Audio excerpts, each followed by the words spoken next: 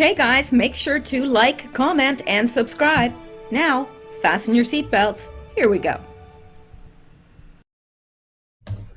All right, guys, I'm back. It is Friday, July 10th. Believe it or not, this month is just racing by.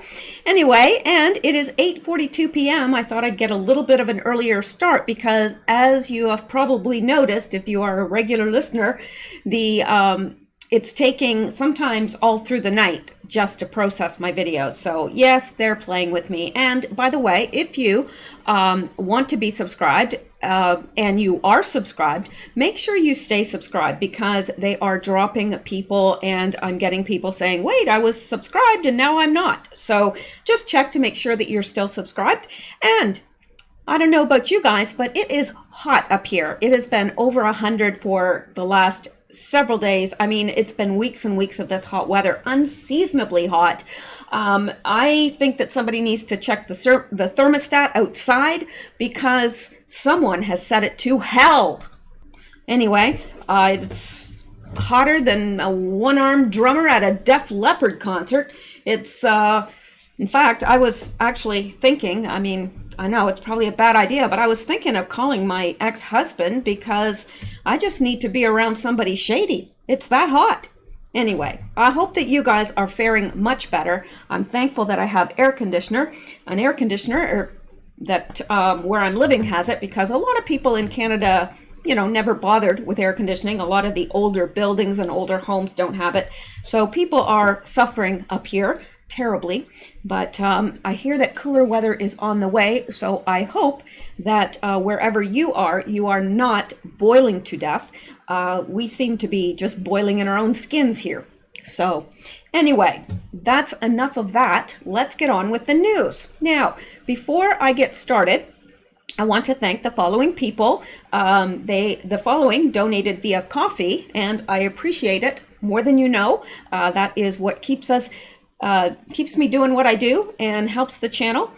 Tina Stogner, thank you very much. And Heather H. in Houston, I call her Triple H. She's quite the gal. She has sent me some articles actually today as well that I'm using, so you can thank her for that. And Alexandras from Denmark, thank you so much. It's fascinating to me to hear about the different places that people are listening from. We've got a bunch from Australia, well, all over really.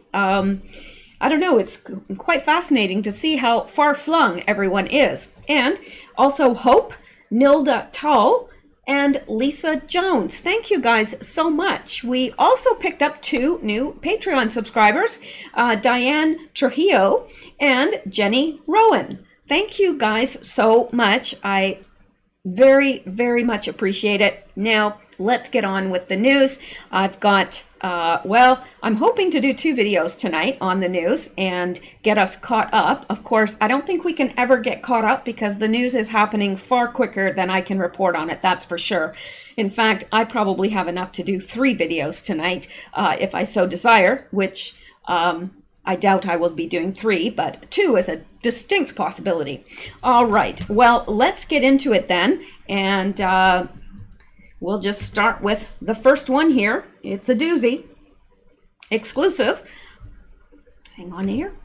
Exclusive. Chinese virologist accuses Beijing of coronavirus cover-up, flees Hong Kong. I know how they treat whistleblowers, she said. Okay, Li Mengyan told Fox News that she believes China knew about the CV, and that's what I'm calling it here. Just the less code words I can throw at the algorithms on YouTube, the better. It will be for all of us. So China knew about the CV well before it claimed it did. She said her supervisors also ignored research she was doing that she believes could have saved lives. None of this surprises us, I'm sure.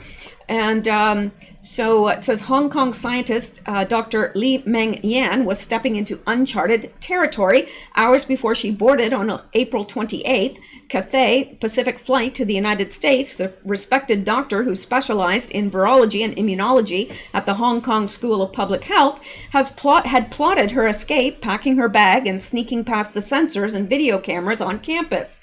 She had her passport and her purse and was about to leave all of her loved ones behind. If she was caught, she knew she would be thrown in jail, or worse, rendered one of the disappeared. Yan told Fox News in an exclusive interview that she believes the Chinese government knew about the CV well before it claimed it did. She said her supervisors, renowned as some of the top experts in the field, also ignored research she was doing at the onset of the pandemic that she believes could have saved lives. She adds that they likely had an obligation to tell the world, given their status as a World Health Organization reference laboratory specializing in influenza viruses and pandemics, especially as the virus began spreading in the early days of 2020. Yan, now in hiding, claims the government in the country where she was born is trying to shred her reputation and accuses government goons of choreographing a cyber attack against her in hopes of keeping her quiet. Yan believes her life is in danger. She fears she can never go back to her home and lives with the hard truth that she'll likely never see her friends or family there again.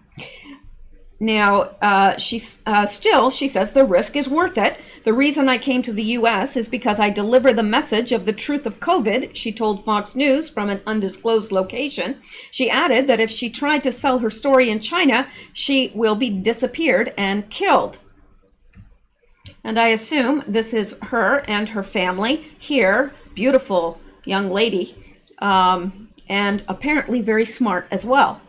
Yan's story weaves an extraordinary claim about cover-ups at the highest level of government and seemingly exposes the obsessive compulsion of President Xi Jinping and his Communist Party to control the CV narrative, what China knew, when it knew it, and what edited information it peddled to the rest of the world.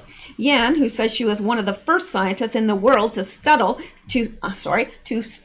the novel coronavirus, was allegedly asked by her supervisor at the university WHO reference lab, Dr. Liao Poon, in 2019 to look into the odd cluster of SARS-like cases coming out of mainland China at the end of December 2019.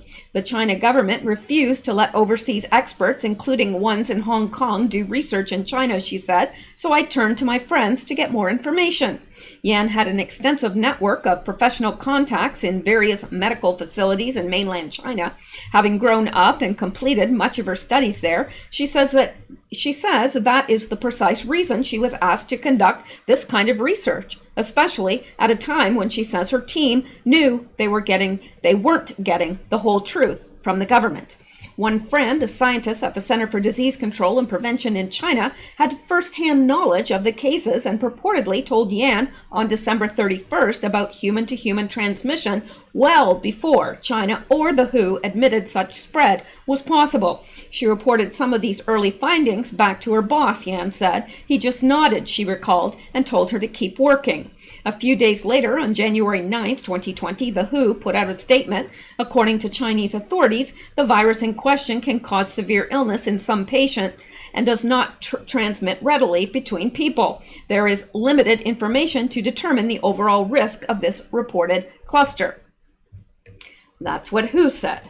Yan said she and her colleagues across China discussed the peculiar virus, but that she soon noted a sharp shift in tone. Doctors and researchers who had been openly discussing the virus suddenly clammed up. Those from the city of Wuhan, which later would become the hub of the outbreak, went silent, and others were warned not to ask them details. The doctor said ominously, "We can't talk about it, but we need to wear masks," Yan said.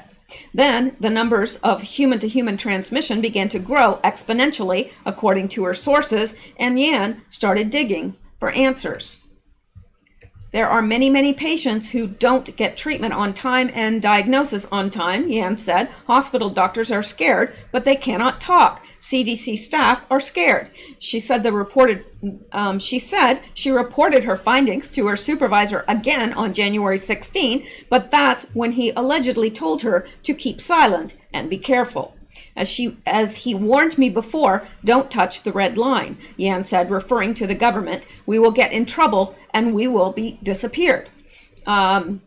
She also claimed the co-director of WHO-affiliated lab, Professor Malik Paris, I think it's Paris knew but didn't do anything about it. Paris also didn't respond to requests for comment. The WHO website lists Paris as an advisor on the WHO International Health Regulations Emergency Committee for Pneumonia due to the novel coronavirus 2019, nCoV. Yan was frustrated but not surprised. I already know what would happen because I know the corruption among this type of international organization like the WHO to China government and to China Communist Party, she said. So basically, I accept it, but I don't want this misleading information to spread to the world. The WHO and China have vehemently denied claims of a CV cover-up. The WHO has also denied that Yan Poon or Paris ever worked directly for the organization. Professor Malik Paris is an infectious disease expert who has been on WHO missions and expert groups, as are many people eminent in their field. WHO spokeswoman Margaret Ann Harris said in an email that doesn't make him a WHO staff member, nor does he represent WHO. Yan says despite any pushback, she has been emboldened by a sense of right and wrong and says she has to speak up despite the personal and professional consequences. I know how they treat whistleblowers, she said. Like so many before her, once Yan decided to speak out against China, she discovered her life was apparently in jeopardy, as well as those closest to her. It was a fear directly relayed to her and seemingly confirmed by US-based Hong Kong blogger Lu Day, she says. After she shared some of her theories and suspicions with him, he told her she would need to relocate, perhaps to the United States, where she wouldn't have to constantly look over her shoulder. Only then would she be safe and have a platform to speak, he said. Yan made the decision to leave, but things got complicated when her husband of 6 years, who also worked at the lab, discovered the telephone call between his wife and the blogger. Yan told Fox News she begged her husband to go with her and says while her spouse, a reputable scientist himself, has initially been supportive of her research, he suddenly had a change of heart. He was totally pissed off, she said. He blamed me, tried to ruin my confidence, he said. They will kill all of us. And that's not an idle threat either. Shocked and hurt, Yan made the decision to leave without him. She got her ticket to the U.S. on April 27th. She was on a flight the next day. When she landed at Los Angeles International Airport after her 13-hour journey, she was stopped by custom officials. Fear gripped her, and Yan didn't know if she would end up in jail or sent back to China. I had to tell them the truth, she said. I'm doing the right thing. So I tell them that don't let me go back to China. I'm the one who came to tell the truth here of COVID-19, and please protect me. If not, the China government will kill me. The FBI was allegedly called in to investigate. Yan claims they interviewed her for hours, took her cell phone as evidence, and allowed her to continue to her destination. The FBI told Fox News it could neither confirm nor deny Yan's claims. However, Fox News was shown an evidence receipt that appeared to confirm an interaction. As Yan was trying to find her footing in America, she says her friends and family back home were being put through the ringer. Yan claims the government swarmed her hometown of Qingdao and that agents ripped apart her tiny apartment and questioned her parents. When she contacted her mother and father, they pleaded with her to come home, told her she didn't know what she was talking about, and begged her to give up the fight. The University of Hong Kong took down her page and apparently revoked access to her online portals and emails, despite the fact that she says she was on an approved annual leave. In a statement to Fox News, a school spokesperson said Yan is not currently an employee. Dr. Li Mengyan is no longer a staff member at the university, the statement read. Out of respect for our current and former employees, we won't disclose personal information about her. Your understanding is appreciated. So, and I'm going to skip some of this because it's long, but it's very important because this woman risked her life to get this information out to America and to the rest of the world. And I think that this is an important story. So let's go down here. I guess it's almost finished here. So anyway, the Chinese embassy in the United States told Fox News they don't know who Yan is and maintain China has handled the pandemic heroically. Yeah. We have never heard of this person, the emailed statement read. The Chinese government has responded swiftly and effectively to COVID-19 since its outbreak, yada, yada, yada. Isn't it the same thing all the time? Isn't that what they continually say? even though it's now been proven that they didn't report it to WHO at all. Anyway, all the efforts have been clearly documented in the white paper Fighting COVID-19, China in Action, with full transparency. Facts tell all. No, actually, facts don't. Facts can lie. Really, they can. If you don't think that that's true, you should take a statistics course. You'll find out how quickly facts can lie. The WHO has also continued to deny any wrongdoing during the earliest days of the virus. The medical arm of the United Nations has been taken to task recently by scientists challenging its official view of how the virus spreads. The WHO has also altered the coronavirus timeline on its website, now saying it got information about the virus from WHO scientists and not the Beijing authorities, as it had claimed for more than 6 months. Yeah, well, I don't trust the WHO at all. Like, not even a smidgen. Not at all. Fox News has also reached out to the Chinese Ministry of Foreign Affairs, and the scientist Yan accuses of suppressing her concerns for comment. Yan says she'll continue to speak out, but knows there's a target on her back. And I'm sad to say that there are probably people right here in the United States that don't want her to talk either, because they want to maintain the narrative that they have and don't want it altered at all. So those of us that are believers should pray for this woman, and that her message gets out and gets spread, and that she remains safe.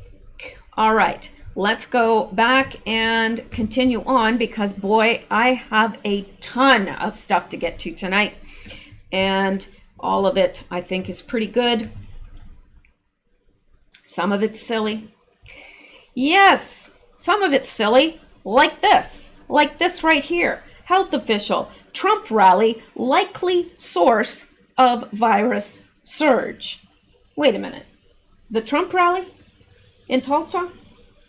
That's what's causing all the full hospitals now in the South. I know I just heard from a friend of mine that works at a hospital in Georgia, and their hospital is almost at capacity because of this second wave.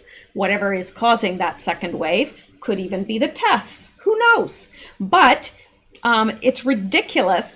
We've all seen the pictures of the peaceful protests and the hundreds, sometimes thousands of people packed together. But yes, that's right. I'm sure it was the Trump rally that caused the second wave, not the protesting that went on and on and on and on and on. No, none of that. It was the Trump rally. They think we are stupid. They continue to think we're stupid. And sad to say, probably some of us are. I don't think that you would be listening to this if you were stupid, because you're obviously awake to some extent if you're listening to this. So I don't think that includes you. But let's go on. I'm not going to read all this because it's absolutely ridiculous. It's ludicrous. It's asinine. There's absolutely not a chance. Maybe one or two people got it. I don't know. But they screened everyone. They checked everyone's temperatures. I know that's no indication of whether you have it or not. But I just think it's interesting that nobody, not anybody, has said a word about all the protests and all the rioting and civil unrest and everything. None of that. No, that was all perfectly fine. But going to a Trump rally will surely kill you. Anyway, let's go on from that. I think we are quite aware of what is going on there, and we don't need to read all the nitty gritty. Let's look at this now. All right, this says Limbaugh, Democrats already ginning up plan to cancel election. Well, I have a hard time believing that, and I'll tell you why. Because if they cancel the election, then who remains president? Donald Trump does. So why would they want to cancel the election? But let's take a look. Just for kicks and giggles. Talk radio host Rush Limbaugh said Wednesday that Democrats saddled with a weak candidate are already ginning up plans to have an election, plans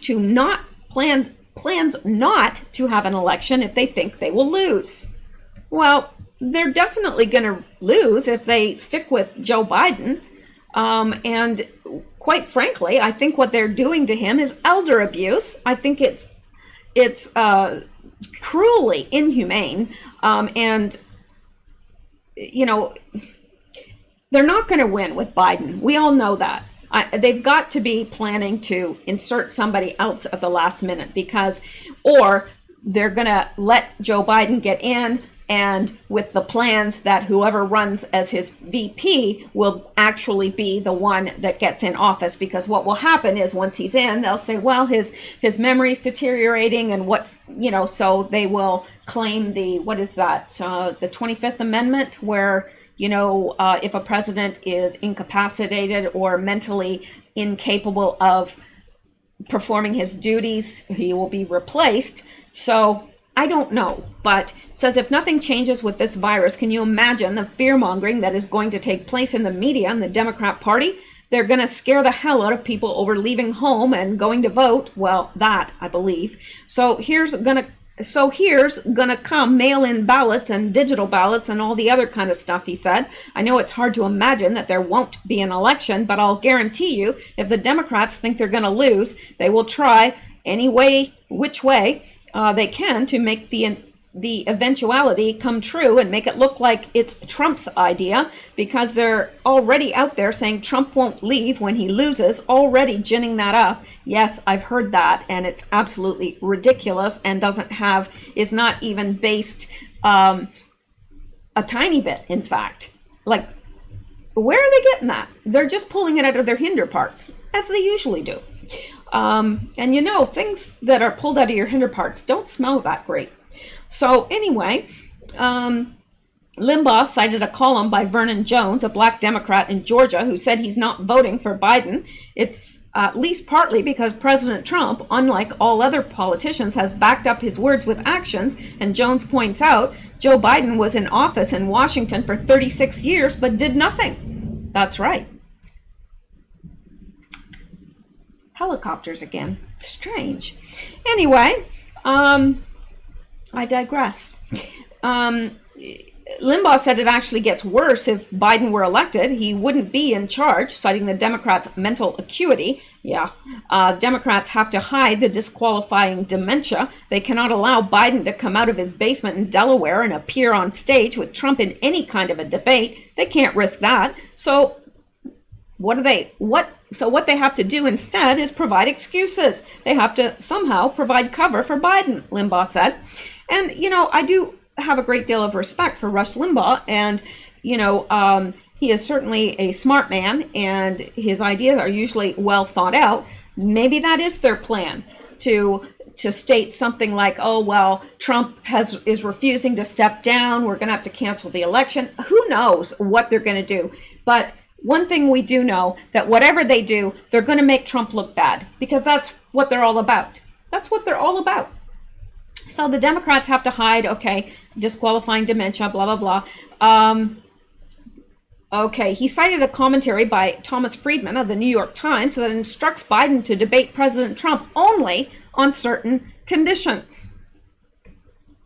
Well, and quite honestly, he's going to have to debate Trump to win, the votes. I mean, personally, I don't think anything he's going to do at this point will win him the presidency unless there's a vast amount of cheating. Because really, people are beginning to take notice. People that are staunch liberals have even said to me, they're shocked when they actually finally see something with Biden speaking. They're like, this man he's not competent to stand, to run for office. He's not.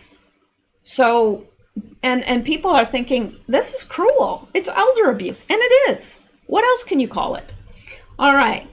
So let's come down here. And it says, so Mr. Friedman here says, I worry about Joe Biden debating Donald Trump. Yeah, I would be worried too. He should do it only under two conditions. Otherwise, he's giving Trump unfair advantages. Why is Trump getting an unfair advantage? The Democrats have nominated Biden. Biden's the nominee. He has withstood the rigors of the campaign. Yeah. He has faced down all other Democrat opponents and sent them scampering away in pain. Why does Trump have an unfair advantage? It's because of Biden's dementia that they have to cover up, Limbaugh said. Friedman's first demand was that Trump make his tax returns public. But it is the second that ensures debates won't happen, Limbaugh said. Friedman said Biden should insist that a real-time fact-checking team approved by both candidates be hired by the Nonpartisan Commission on Presidential Debates, and that 10 minutes before the scheduled conclusion of the debate, his team report on any misleading statements, phony numbers, or outright lies either candidate has uttered. That way, no one in the massive television audience can go away easily misled. Limbaugh said, so let's picture this. We have Biden up there debating, not knowing where he is. We got Trump up there salivating, can't wait to send Biden packing. We got the fact-checking team somewhere off stage. The debate goes on for an hour and a half, an hour and 20 minutes into it. Everything comes to a screeching halt, and a fact-check team comes out on stage. Excuse me. No, it's not COVID.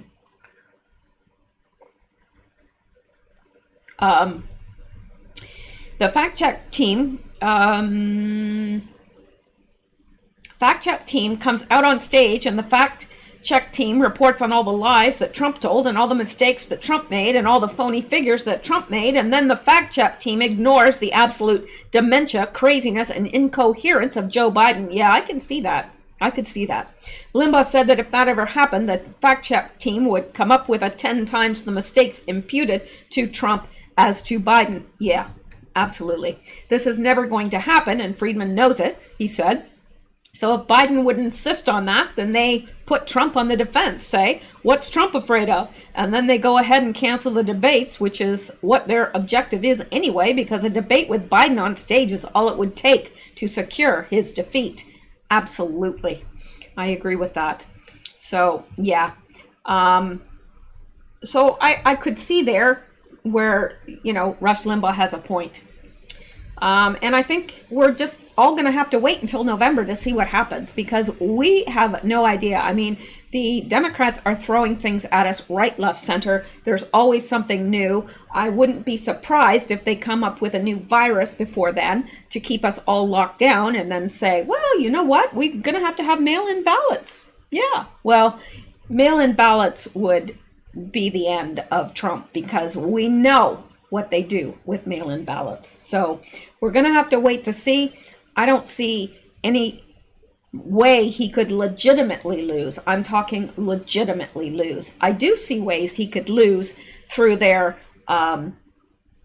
fraudulent activities. Let's put it that way. All right, well, let's go back because we've got a lot to get to.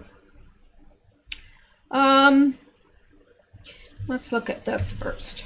Some of these I might leave to tomorrow because I've got way too much to cover. All right, revealed. Ford Motors makes millions from police cruisers while the Ford Foundation donates millions to defund the police. Wait a minute. Isn't that kind of a conflict of interest? You're defunding the police, but you're the one making police cruisers. So why would you want to defund the police? Who knows? I need to buy a car. Mine's getting old, and I do need something reliable as a woman. I don't want to be left on the side of the road. And, the car that I have right now is a Ford, but I'm actually thinking, I don't think I want to give my money to them, to tell you the truth. Revealed, Ford Motors makes millions from police cruisers while the Ford Foundation donates millions to defund the police. Everything about it was designed for keeping police officers safe, comfortable, and ready for action, so said Bill Goobing, a Ford engineer last year. Ford Motors built America's first police cruiser in 1950. Today, the company holds 65% of the market share for police cars. Meanwhile, in New York City, the Ford Foundation is proudly taking part in the Defund the Police movement on its website. We've seen our grantees at the forefront of the change that's taken place over the last few days, from the City Council of Minneapolis pledge to dismantle the police department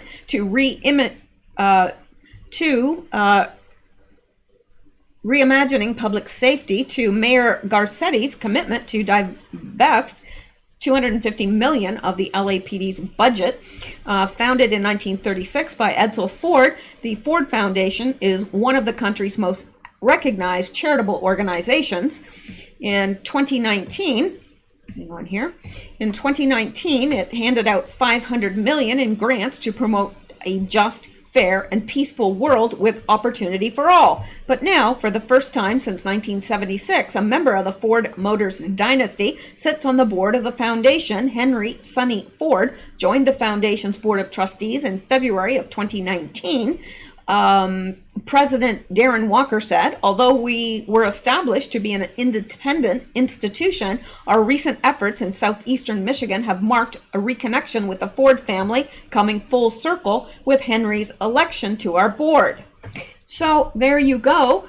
Said this May in Detroit, Ford Motors unveiled its newest police SUV, complete with technology that temporarily raises interior temperatures to help reduce viral concentrations inside the vehicle. And that's interesting, but it just seems a little odd to me that they're donating millions to defund the police, but yet they're supplying the police with police cars. They've got 65% of the market, which is, of course, the lion's share. I don't know. Seems a little crazy to me. All right. And let's look. Oh, I'm sorry to do this. I'm sorry to do this because it seems that at night I should stay away from Pelosi because I don't want to give you guys nightmares. I really don't. And I don't want to be responsible for that. I mean, somebody might sue me that they had a complete mental breakdown because of viewing Pelosi, and it will do that to people. Ask me how I know. All right, so Pelosi on tearing down Christopher Columbus statue. I don't even have my grandmother's earrings. Say what? Well, let's listen. Oh, again, I hate to do this to you, but let's listen to what Pelosi has to say. Madam Speaker, this question is close to home for you. The city of Richmond is obviously in sync with your desire to get rid of Confederate statues, but in Baltimore and Little Italy, the statue of Christopher Columbus was removed or taken down. And I wondered if you have anything to share about that. Well, I'm not a big, I don't even have my grandmother's earrings. I'm not a big, let's see what we have in terms of monuments in this. I'm more interested in what people have accomplished. I think that it's up to the communities to decide what statues they want to see. But I think that it's very important that we take down any of the statues of people who committed treason against the United States of America, as those statues exist in the Congress, of the halls of Congress, in the rotundas, not the rotunda, I don't think, but in the statuary hall, and the rest, some of them are. But I'm not one of those people who's wedded to, a statue to somebody someplace is an important thing. I don't, again, if the community doesn't want the statue there, the statue shouldn't be there. That doesn't diminish my pride in my Italian-American heritage and the fact that it was a country discovered by an Italian, named for an Italian-American Vespucci. So I have that pride, but I don't care much about statues. Is it just me? Now, that's a rhetorical question, because I know it's not just me. But does she sound like she slurs her words constantly? And why? I mean, and she drinks and water, and a lot of people that speak do. I constantly drink when I'm bringing whatever, because it just helps. Your mouth gets dry when you're speaking. And but it's just that she never seems to. She always seems to be slurring her words. And why? That's what I want to know. Is there something wrong with her? Or is she drunk? I mean, is she half lit whenever she gets up to speak? Because it seems that way to me. And what she says a lot of times don't even make sense. Like, I don't even have my grandmother's earrings, so why would I care about a statue? I don't know, call me nuts, but these people don't make a lot of sense. Now, I do agree that if an entire community gets together and says, we find this offensive, it should come down, because it's the community's, it's U.S. taxpayer money that goes into these statues. For example, I find the statue of, is it Wisconsin? Where is it that they have that statue of Baphomet? It's outside of a satanic church, I believe. I can't remember the location of it, though. Anyway, it's one of the northern states. I know that. And, I find that offensive. And if the entire community got together and said, you know what, we are really offended by this, and it's the majority of people, then yes, it should come down. Well, I personally think it should come down anyway, but, that is neither here nor there. That's just my opinion. Okay, so let's come back now. Lots more to get to. And,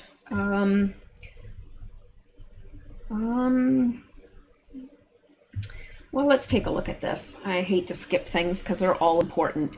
Jim Jordan demands Twitter disclose extremely alarming censorship practices. Well, I think that should have happened a long time ago, because really what they're doing is against the law. They are censoring a whole group of people just because they don't agree with it. And they're not supposed to be a publisher of sort, and yet they certainly edit content, don't they? So they just can't have it all ways, and that's the way they want it. House Judiciary Committee Ranking Member Jim Jordan demanded on Wednesday that Twitter CEO Jack Dorsey disclose documents and information related to the social media giant's censorship practices, the decision to fact-check President Donald Trump, and flagging the president's tweets as abusive behavior, according to a document obtained by Breitbart News. Jordan sent a letter to Dorsey on Wednesday, which Breitbart News obtained, regarding the increasingly exerted editorial control over the accounts of prominent conservative users, including President Donald Trump. Jordan's letter to Dorsey follows as the House Judiciary Committee will hold an antitrust hearing with Amazon CEO Jeff Bezos, Apple CEO Tim Cook, Google CEO Sundar Pichai, and Facebook CEO Mark Zuckerberg on July 27th. I can't wait for that. I hope it's televised. Recent actions suggest that Twitter is increasingly discriminating against conservative voices on its platform, Jordan wrote in a letter to Dorsey. The Ohio conservative noted that Twitter decided to fact-check Trump's tweet regarding absentee voting, as Twitter alleged that the tweet contained potentially misleading information. Jordan noted that contrary to Twitter's claim, a bipartisan commission on federal election reform stated as far back as 2005 that absentee ballots remain the largest source of potential voter fraud in American elections. More recently, the Presidential Commission on Election Administration, convened by President Barack Obama, likewise found that when voter fraud does occur, absentee ballots are often the method of choice. The leading House Judiciary Committee Republican wrote that Twitter has also censored other conservatives, noting, while Twitter censorship of prominent conservative voices is troubling, similar treatment for less prominent individuals is more alarming. This reality makes Twitter's long-running trend of accidentally censoring pro-life groups and other conservative advocates especially worrisome. Jordan cited that Twitter's anti-conservative bias is even more apparent when reports revealed that Yoel Roth, the Twitter official responsible for fact-checking, wrote that members of the Trump administration are actual Nazis. Roth also wrote, "I'm just saying, we fly over those states that voted for racist Tangerine for a reason." Jordan wrote that Twitter's discrimination against conservatives is extremely alarming, and that the company has continued to engage in disparate treatment of political speech. Jordan asked Dorsey to supply the committee with 1. An accounting of all content moderation decisions made by Twitter over the past year for users located within the United States, including which Twitter rule or policy the user allegedly violated and the content of the moderated tweet. All documents and communications referring or relating to Twitter's decision to apply a fact-check notation to President Trump's May 26, 2020 tweets concerning mail-in ballots, including how Twitter decided what additional information to make available to users concerning mail-in voting, and all documents and communications referring or relating to Twitter's decision to apply a notation asserting that President Trump's June 23, 2020 tweet concerning an autonomous zone in Washington, D.C. violated Twitter's policy against abusive behavior and threats of harm against an identifiable group. We ask that Twitter provide a briefing to the committee on these matters, as well as its recently adopted disinformation policies and tools, and how Twitter makes content moderation decisions upon production of the documents and information requested above. Now, whether they will comply, I don't know, but it's beyond. I mean, what Twitter is doing is just beyond. If you are conservative and you are outspoken, you will be censored and shadow banned and everything else. So, yeah.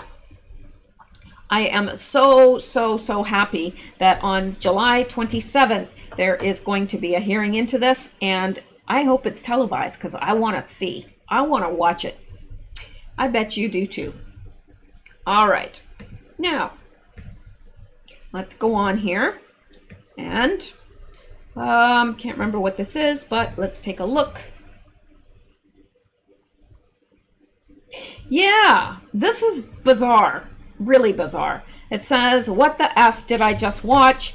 WTF, a van was abandoned, towed. Supervisor decided to call police. Feds arranged to seize the vehicle. Employees decided to record it before it was towed away. Let's take a look, okay? Let's, hang on, gotta make it bigger. I can't forget about my tiny phone people. They're good people. Good people, those tiny phone people. Gotta remember them.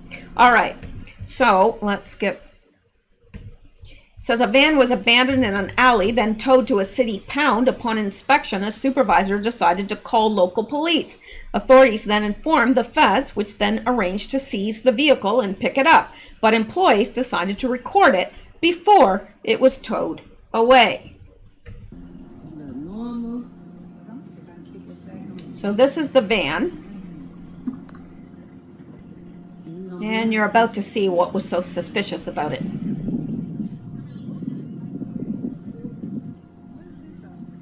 What? That's the power, everything. That power, all this shit in here. Additional power supply was in it. It was soundproof. It's like this, like all this. I didn't even see that. I don't even know all this is. Retrofitted with a mechanism to deliver a gas. This is, I don't know. This one here. No door handles, no escape mechanism. I think this unlocked the door. I want to close that lid and see. Yeah, I'm gonna open it. I just want to see. Knock on it so we can see. Come here. Come out, listen. Let her do it. She ain't scared him. Find her. She from Texas with it. Soundproof test. Nah. Say something. Scream. I'm gonna go tell her scream. You can hear it a little bit, but barely. Close the screen. I don't hear a scream. Oh, hell no. You can't even hear it. Hell no. You can't even hear that shit.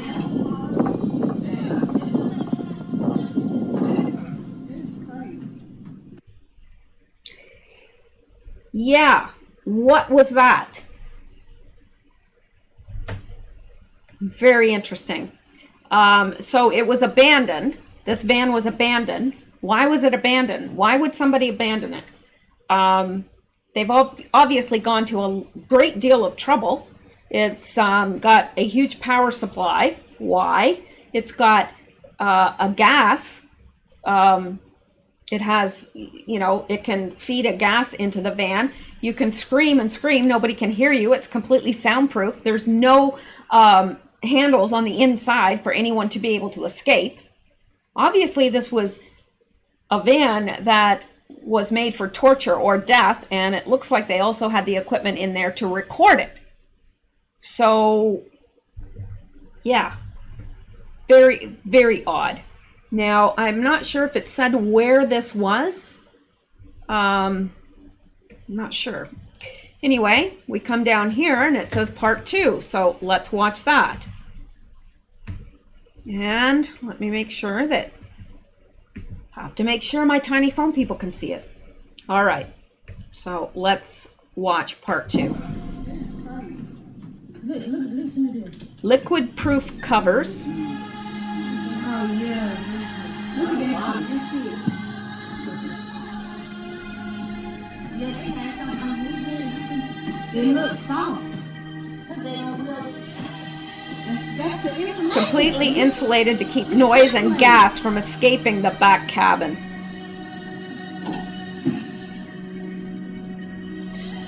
You can't even hear. That's crazy. This some fucked up shit.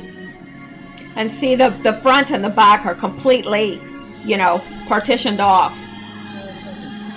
Soundproof, escape proof. This connects to the outside. That's Computerized system to administer gas in the back cabin. That's what that power supply is. Stainless steel is easily cleanable, especially when there's blood on it. Everything's stainless steel. But that's right. Like they tried to clean it.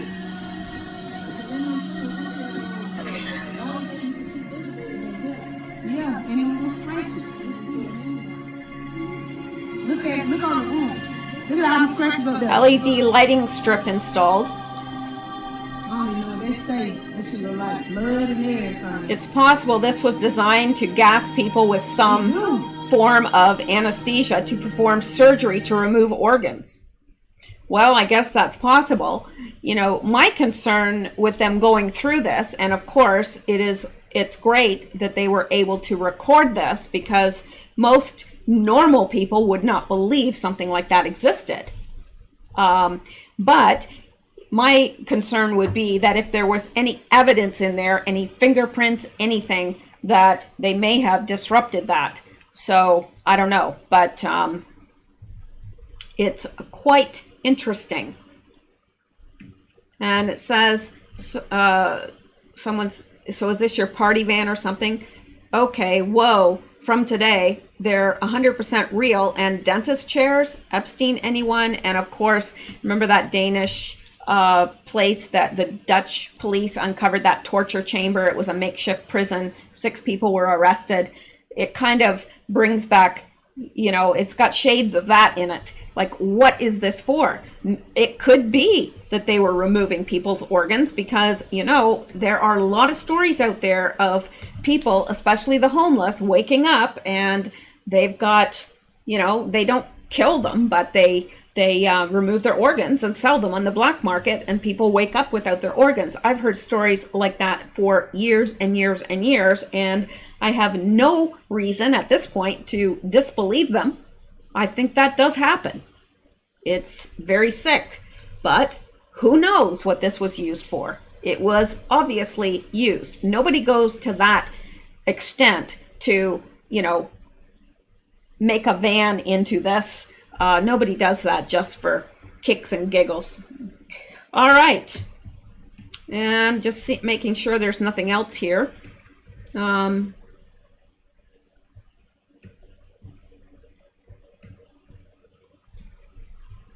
This person said, I filed a police report last year about a white van following me and my daughter home from store. Looked just like this van. Police found 4 reports in my area following girls home in the middle of the day. They found him next day and he was an out-of-state pedo. This is real. I have heard they are using white vans to kidnap children. Now, I've heard that as well, that in places where children have gone missing, that there were white vans reported. However, white vans are pretty popular as well. So I don't know how much credence that really has, because, I mean, you look around and a lot of tradespeople have white vans.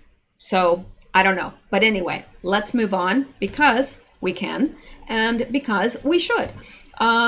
Because we want to get to as much as we can. Now, this from the Free Beacon, and it says, student invokes Satan to drive conservative group from campus.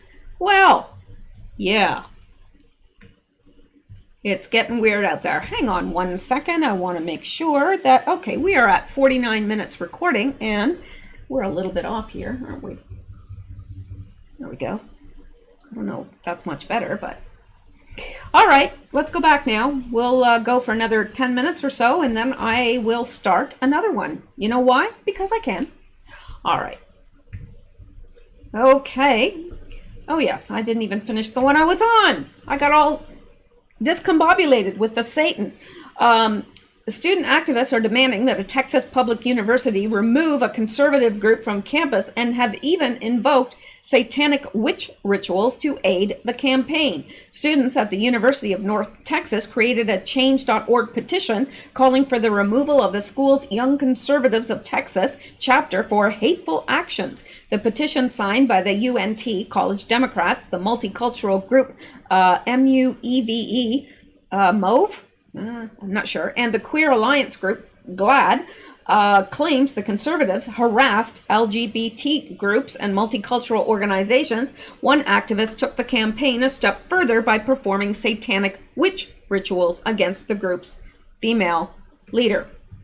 So, it says, in light of national Black Lives Matter protests, student activists appear emboldened to cancel fellow students and groups that critique progressive messages. Conservative campus groups have been targeted by accusations of hate speech from left-leaning groups on college campuses. A former UNT student posted a picture of items for a hex with intentions of misfortune against YCT leader Kelly Niedert. Anna Katz, a recent graduate of UNT, tweeted a picture of a drawing of a goat, captioned "the devil and a cauldron." Katz, who later removed the tweet, could not be reached for comment. So we're not going to belabor this, but yeah, there's the picture. It says witches against Kelly Niedert, intentions of misfortune, not physical harm, hex racists. So there you go. And yeah, we're not going to read any more of that, but I just wanted to bring it to you so you could have a boo at it. And yeah, let's look at this. Now, this is a little bit older article. This was published June 5th, 2020. So it is an older article, but it's still pretty alarming. All right. Says child rape crimes are inadvertently funded in part by taxpayers. World Health Organization sex ed program for kids under 4. Homosexuality, pornography, masturbation with others. Yeah, you heard that right. The curriculum suggested by the United Nations Health Organization promotes aberrant sexuality for children, claiming their guidelines supersede those of the parents. This takes on chilling implications when considering the history of rape and pedophilia within the organization. In the wake of the organization mishandling the ongoing COVID-19 pandemic, President Trump removed U.S. funding from the World Health Organization. Many people criticized the decision, but a closer look shows that not only is the WHO incompetent at performing the function for which it was created, but it has side agendas that are shocking indeed. One such program that began more than 10 years ago is focused on indoctrinating children under the age of 4 in the enjoyment and pleasure of masturbation, and that even for children, sexuality is a normal part of everyone's life. Do you really need to teach children that? I think they find their own organs on them by themselves. Pretty sure. So it's crazy. It's absolutely crazy. You're teaching a child under 4 how to masturbate? Yeah, that's abuse. It's abuse. Anyway, let's move on here. Push forward. Yes, and this lovely little piece of news. Colorado City to mandate face masks. Face masks. It's now mandated here. We cannot go in any store or inside any building without a face mask. Yeah. I'm not happy about it. I'm going to be doing my shopping as much as I can online because It's hotter than heck up here. I mean, we're in a heat wave and having to wear, no thank you. I don't want to wear a mask out in this heat. I don't want to wear a mask at all. It's not even effective. All right, well, so Colorado City to mandate face masks. Violators face up to a year in jail. A year for not wearing a face mask. A year. Can you imagine? So the city of Englewood, Colorado, has issued an emergency order requiring residents to wear a face mask in public, a mandate that grants violators the right to a trial, but could result in up to a year in jail. City manager J. Sean Lewis of Englewood, slightly south of Denver, issued the order, which was approved by the city council on Monday and will go into effect on Friday. The city will require residents over 5 years old to wear a face mask covering both their nose and mouth while in business and government offices, healthcare facilities, and on public transportation. Drivers of public transportation and vehicles for hire must wear a mask at all times while driving in Englewood. Businesses must require their employees to wear masks when they are around others in a public space or dealing with food products. First offense carries a $15 fine, and a second offense is punishable by a $25 fine. Those who plead not guilty are entitled to a trial with a maximum penalty of $2,650 or up to 360 days in prison. Now, I'm not going to read further. I just wanted to give you that little blip there and let you know how ridiculous it's getting. But then, probably you already know how ridiculous it's getting without me having to tell you, because we're all just living in this world and we're all seeing the same things and we're all experiencing much of the same thing. So, yeah. All right, let's go on now. I'm trying to hurry and get through as much as I can. All right, and then there's this little piece of ridiculousness. Yeah.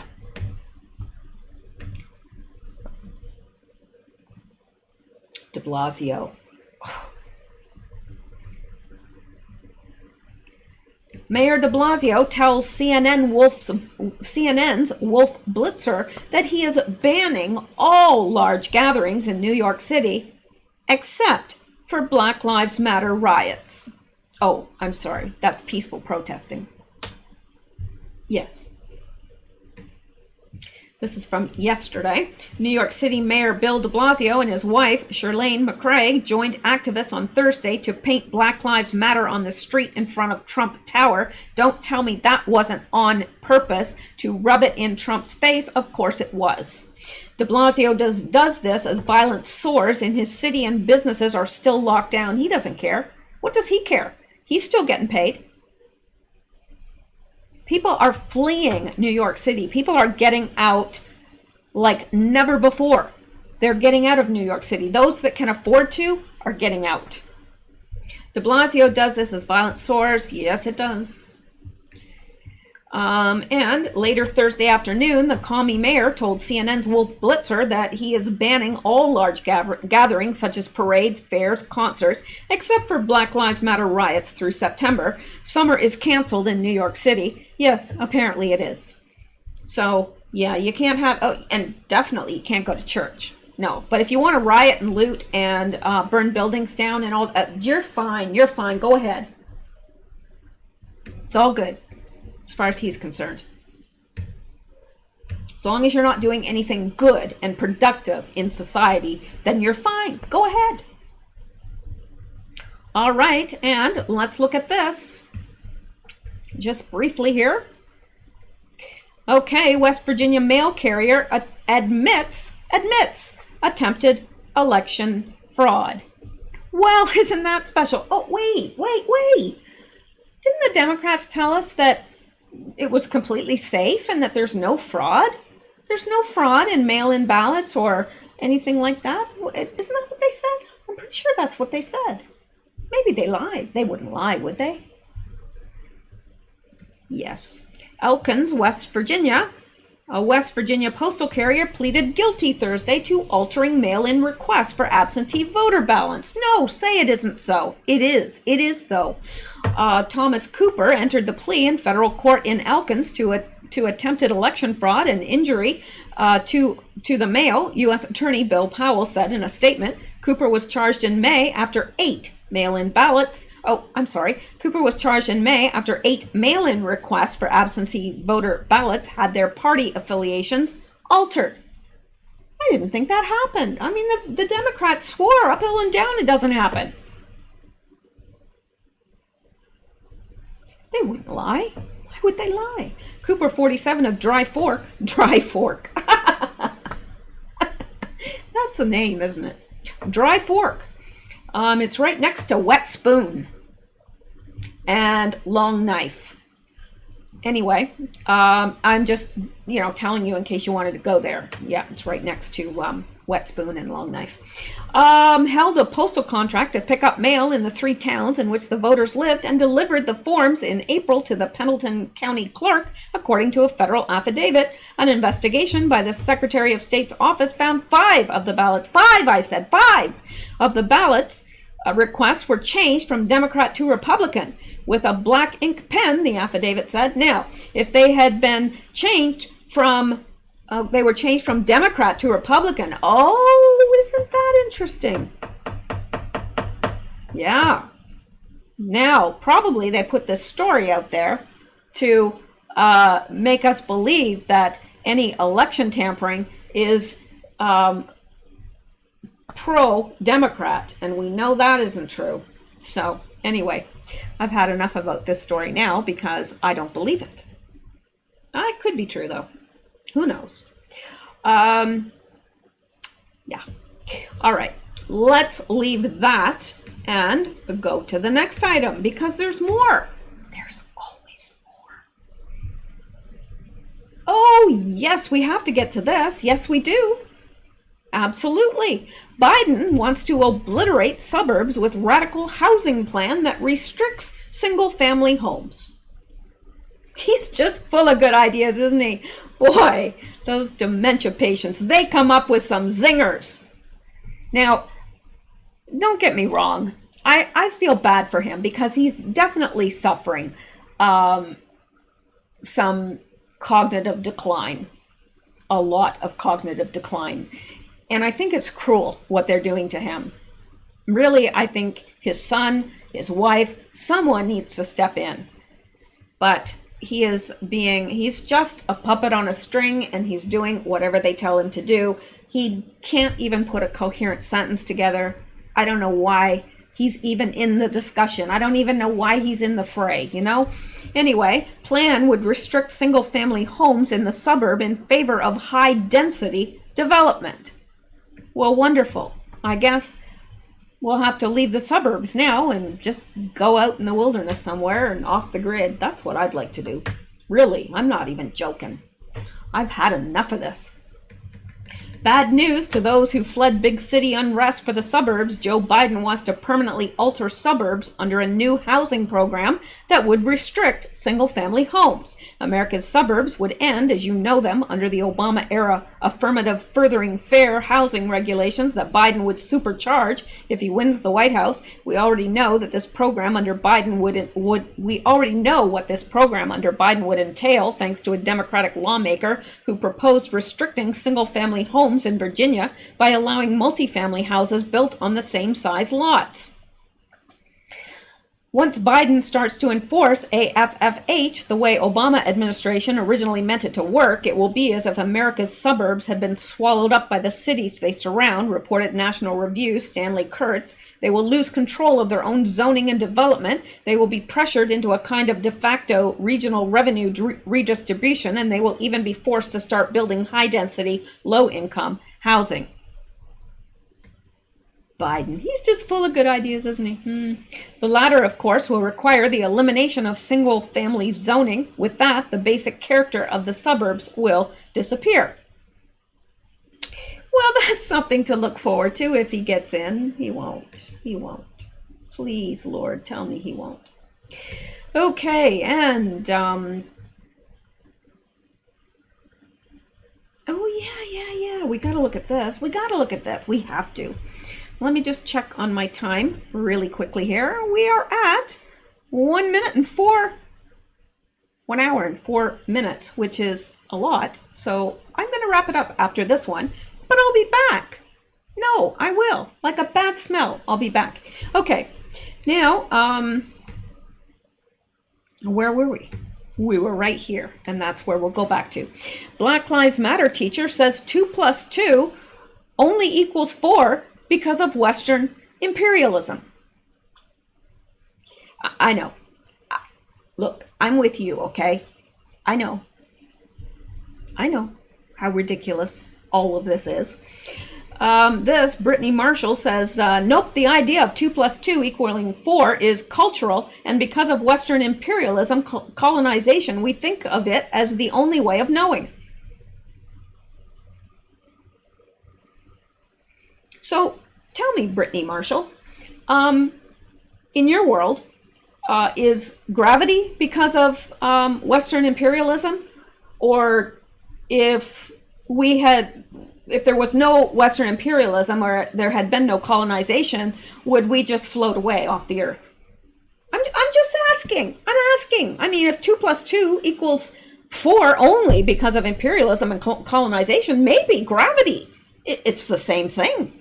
Maybe we'd have no gravity if it weren't for Western imperialism. I don't know. Maybe we would just, we'd all have to tether ourselves to something so we wouldn't float off into the atmosphere. I'm just asking for a friend. A Black Lives Matter supporting teacher took to Twitter to assert that 2 + 2 only equals 4 because of Western imperialism. Yes, really. Brittany Marshall's tweet went viral after she claimed during the course of a discussion about racism, nope, the idea of 2 + 2 equals 4 is cultural. And because of Western imperialization and colonization, we think of it as the only way of knowing. Yeah, because it's right. Like math. Western world didn't invent math. Neither did colonization. I'm just putting that out there. Just putting it out there. Marshall, who includes her pronouns in her bio, well, that tells you everything you need to know about her, doesn't it? Lists her occupation as a teacher. Okay. Teacher of what? She's a teacher, a scholar, social justice change agent, and is apparently studying for a PhD at Rutgers. Well, boy, that was a waste of good money, wasn't it? Yeah. People like this are the reason why there's a need for written instructions on shampoo bottles. Absolutely. These are the type of people that, take the idea of a light bulb and they say, no, it's not a light bulb. It's a dark sucker. It sucks the darkness out of the room. There's no such thing as light bulbs. No, they're dark suckers. And you can tell that they're full of darkness because when they no longer work, you can see the darkness inside the bulb. Dark suckers. Yes, no such thing as light bulbs. She's the type. Anyway, I don't want to get into this too much because I can feel my IQ is lowering even as I read. So I don't want to risk you guys lowering your IQ on this type of whatever it is. So there you go. Yeah. All right. Well, that ends this video. I'm still off center here, aren't I? I've been off center for a while though. Okay. Well, that is it for tonight. It is. Now, I will be back with another video. It won't be as long, I can guarantee you that. But I do want to get through some of this news because I've only got through maybe a quarter of it. So, all right, you guys stay safe, stay well, stay blessed, and thank you so much for listening. I appreciate it. Keep seeking truth because the truth will set you free. Good night, guys.